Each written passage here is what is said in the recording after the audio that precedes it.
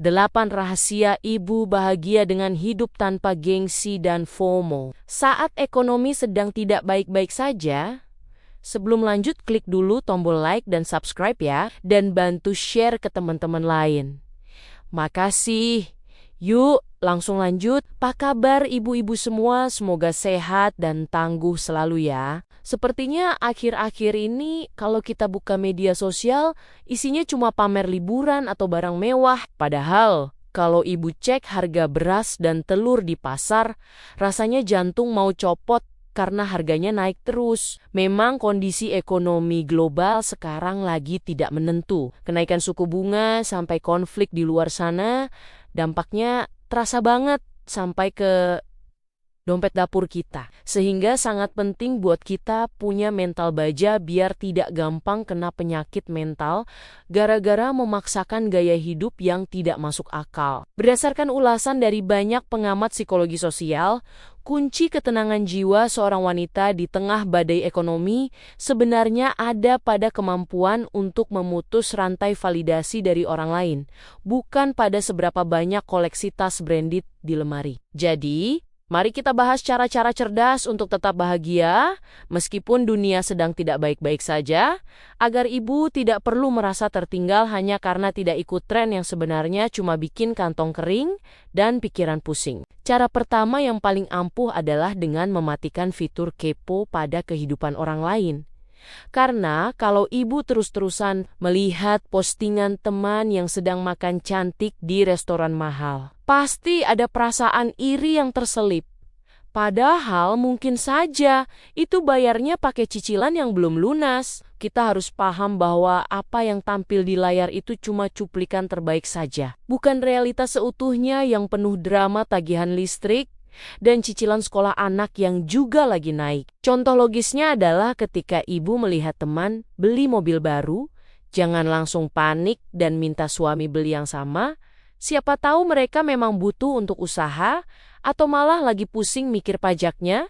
Lebih baik fokus pada kenyamanan motor bebek kita, yang penting mesinnya tidak mogok saat jemput anak sekolah. Hidup tanpa gengsi itu rasanya plong banget.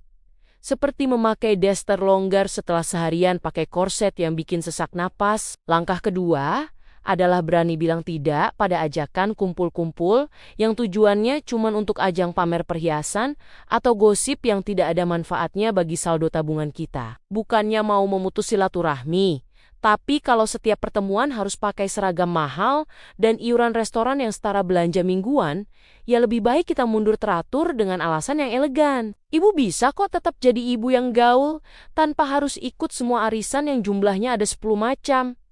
Karena bahagia itu bukan soal seberapa sering kita muncul di foto grup, tapi seberapa tenang kita tidur tanpa dikejar tagihan jatuh tempo. Bayangkan kalau uang iuran arisan yang cuma buat makan enak sesaat itu dialihkan ke dana darurat.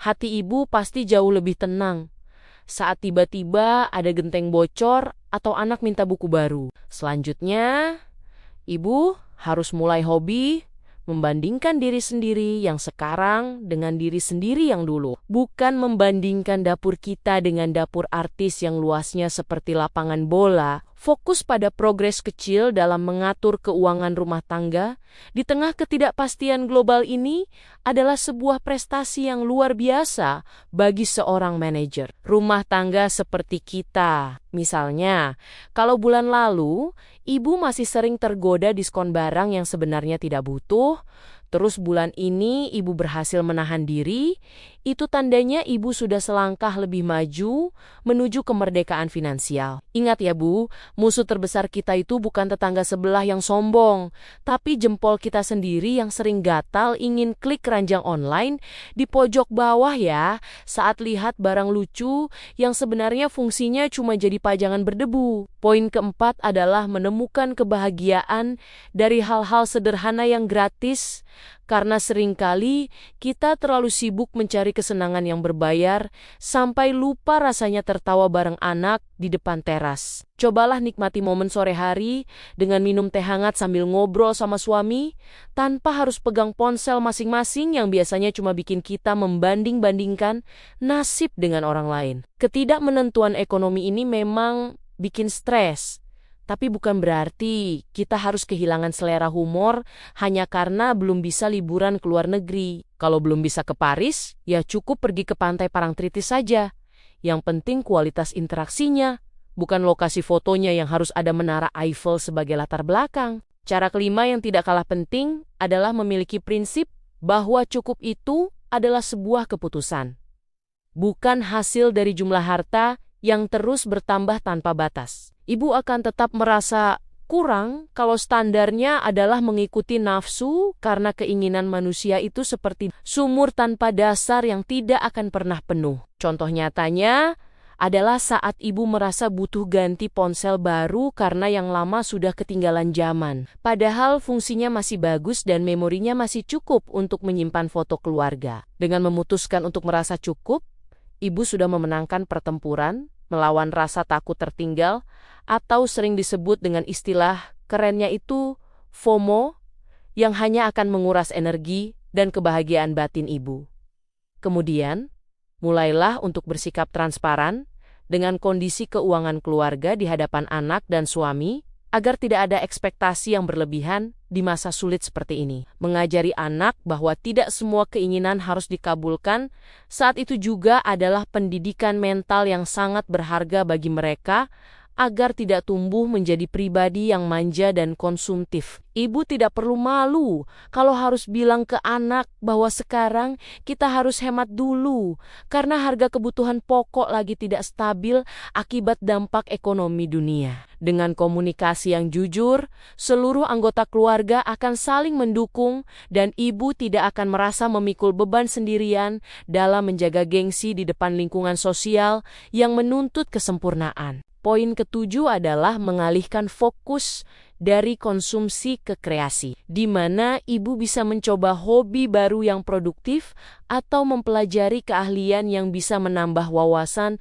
tanpa harus keluar biaya besar. Misalnya, daripada waktu luang dipakai untuk scroll aplikasi belanja online yang penuh godaan. Lebih baik ibu belajar cara mengelola manajemen stres atau teknik mengatur waktu yang lebih efektif. Memperkaya isi kepala itu jauh lebih keren daripada memperbanyak koleksi sepatu yang ujung-ujungnya juga rusak dimakan usia. Ibu akan merasa lebih percaya diri karena punya nilai lebih yang tidak bisa diukur dengan uang, dan kepercayaan diri inilah yang akan membentengi ibu dari godaan pamer yang tidak penting. Terakhir, jagalah kesehatan fisik dan mental karena biaya berobat itu jauh lebih mahal daripada harga sebuah gengsi yang kita pertahankan mati-matian di depan teman-teman. Jangan sampai karena terlalu memikirkan apa kata orang, ibu jadi kurang tidur dan stres yang akhirnya